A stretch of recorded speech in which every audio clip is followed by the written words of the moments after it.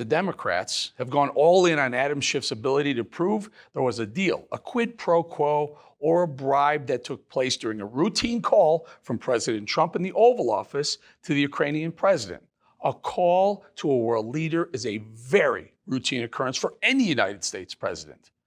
Allow me to take 3 minutes of our time and break down the phone call that is the basis for the Democrats' impeachment inquiry. The facts, here they are.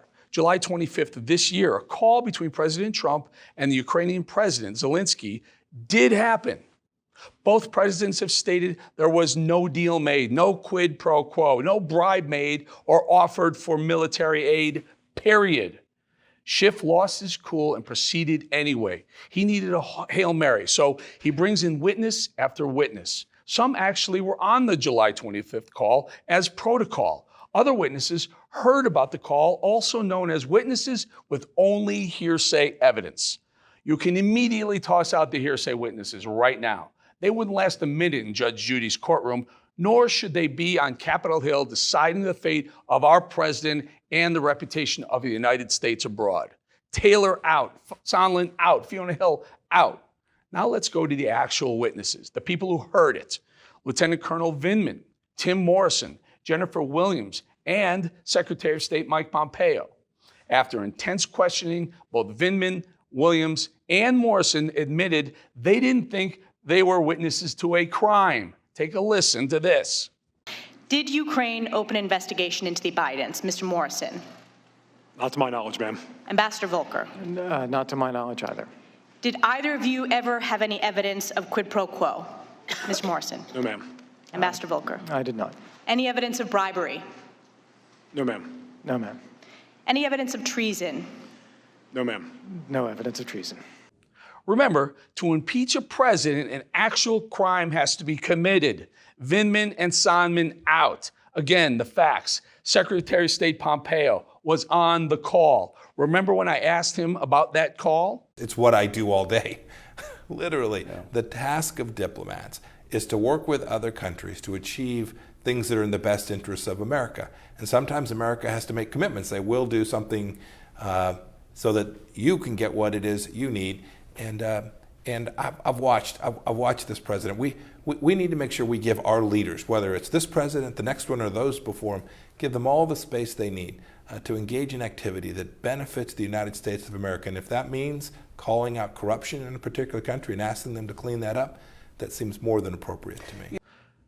So Vindman out, Sondland out, Volker out, Morrison out.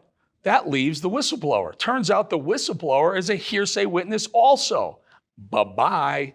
If the fact that every single person with actual knowledge of what was said, not hearsay, not speculation, not got some gut feeling, can't stand the guy, cannot say there was a crime committed, what has Adam Schiff been doing all this time?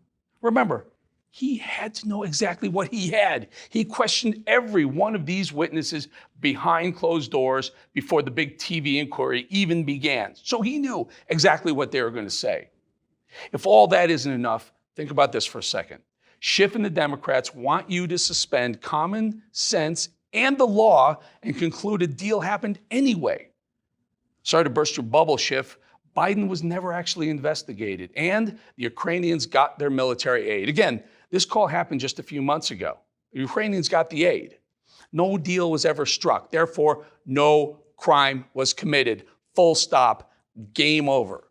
So why are we still talking about this phone call with so many first-person accounts and zero evidence of a crime taking place?